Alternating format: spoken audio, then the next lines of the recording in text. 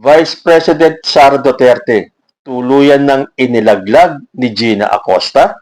Kung nanood po kayo ng impeachment trial ni Sara Duterte kanina, makakaramdam kayo ng lungkot na may kasamang galit. Parang sa akin, nalungkot ako para sa ating mga kababayan, lalo na sa ating mga kapatid na mga DDS. Ito ba talaga ang gusto niyo maging presidente ng Pilipinas? Matapos nung mga isinawalat ni Gina Acosta, bilib pa rin kayo kay Sara Duterte? Tandaan ninyo, kung ngayon pa lang bilang vice-presidente ay nagawa ni Sara Duterte yan, yung confidential funds na yan na hindi niya maipaliwanag. Isipin nyo nga, paano pa pag naging presidente yan? So wala ng accountability, wala ng transparency, wala ng katotohanan. Tuluyan nilang papatayin ang katotohanan. And yet, itong mga DDS na to, iniikot pa ang isipan itong mga DDS na to. Kaya si Sara lang daw ang may integridad. Siya lang daw ang makakapag-angat sa Pilipinas. Siya lang daw ang makakapag-wipe out ng korupsyon sa bayan natin. Mag-isip-isip kayong mabuti. Although ako naniniwala pa rin ako. Kahit anong mangyari. Tulad na sinasabi ng mga DDS na kahit ano daw ang mangyari, si Sara Duterte pa rin ang mananalo. I don't think so. Ngayong araw na to, dagdag na naman sa mga bahong lumabas ni Sara Duterte. At kung naniniwala pa rin kayo sa integridad ni Sara Duterte, ay you're out of your mind. Isipin nyo ang kinabukasan ng bansa kapag si Sara Duterte ang naupong presidente. Well, siyempre para sa mga DDS na nakakulong, may mga kaso, kakasuhan, iimbestigahan, kailangan nilang umasa na manalo si Sara Duterte dahil si Sara Duterte na lang ang tanging tagasalba nila. Dahil oras na manalo si Sara, ligtas na silang lahat. Makakalabas sila sa kulungan, mawawala yung mga kaso nila, at tuloy-tuloy ang kanilang ligaya. Kaya nga nagkakandak kumawag sila para pagandahin ang imahe ni Sara Duterte. But unfortunately, the way things are going, lalo na sa impeachment trial, hindi na po nila maisasalba ang imahe ni Sara Duterte. Kanina na lang nalungkot ako, nagalit ako, kasi niloloko na lang tayo ng kampo ni Sara Duterte. Tingnan mo ito si Gina Acosta. Alam niyo ba nung hearing sa House of Representatives, nakakapagsalita ng Tagalog yan. Tapos ngayon, parang hindi siya makaintindi ng Tagalog. Hindi ba naman panloloko yan? Pati tuloy si Senator Erwin Tulfo ay nakapagsalita na. Dahil kitang-kita naman kung ano ang ginagawa ng kampo ni Sara Duterte. Dahil sigurado ako, hindi yan gagawin ni Gina Acosta na kunyari magtanga-tangahan at hindi marunong magtagalog kung walang nag-utos dyan. So, sino pa ba ang mag-uutos dyan? Kundi yung defense team ni Sara Duterte. Kung ano man ang dahilan nila para i-delay, para patagalin o kung ano man. Dahil wala na po silang panlaban Alam ng kampo ng defense team ni Sara Duterte na talo na sila. Tingnan ninyo yung abogadong itinapat kay Atty. Ligutan. Ano akala ni Sara Duterte? Laro-laro lang ito? Na pwede siya magtapat ng isang, hindi tuloy natin malaman kung baguhan itong abogadong itinapat kay Atty. Ligutan. Para bang nung itinapat nila si misleading kay Atty. Kapunan?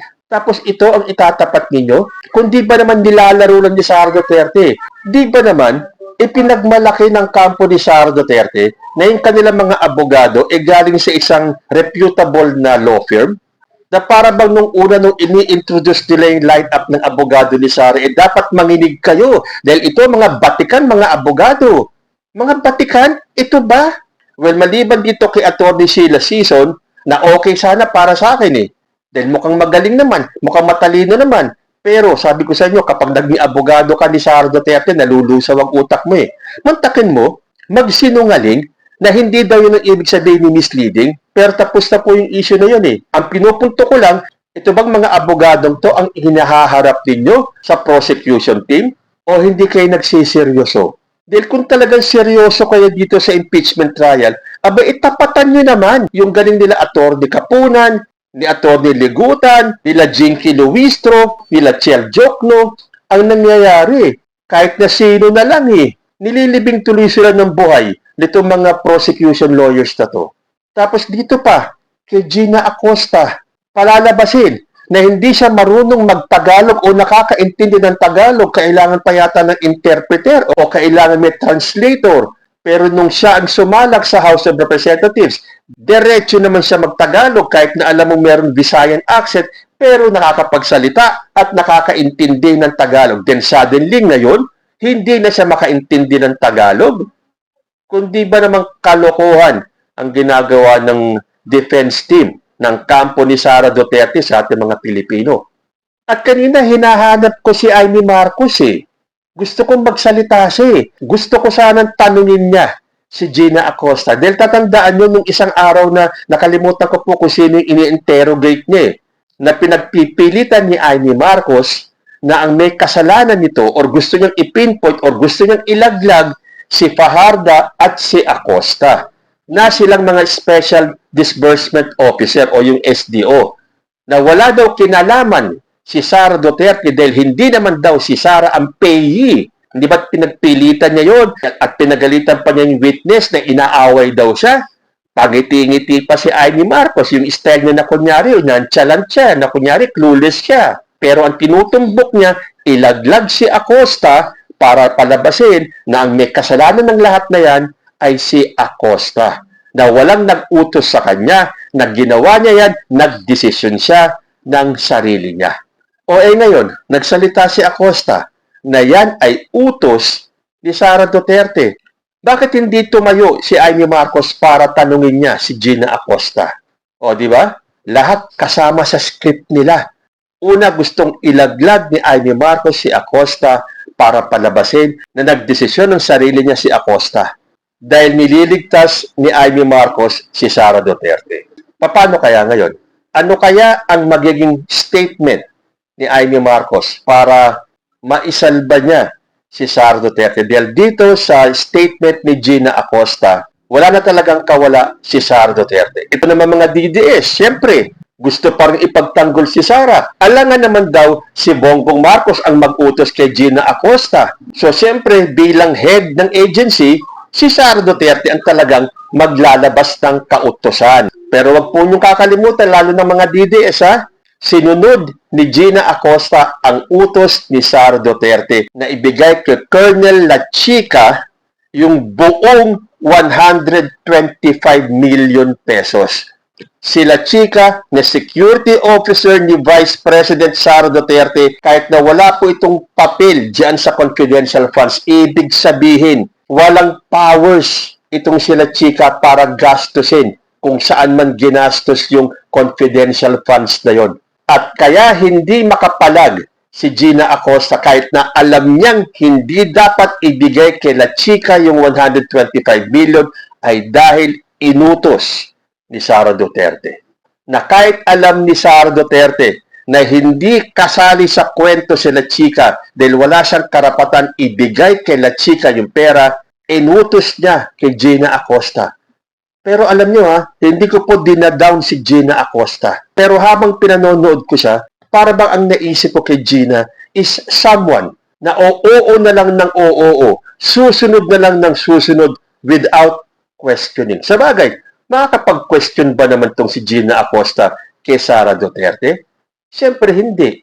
So kahit na wala siyang alam, kahit na hindi niya alam ang trabaho niya, kundi ang pumirma na lang ng pumirma, gagawin niya dahil inutos ni Sara Duterte.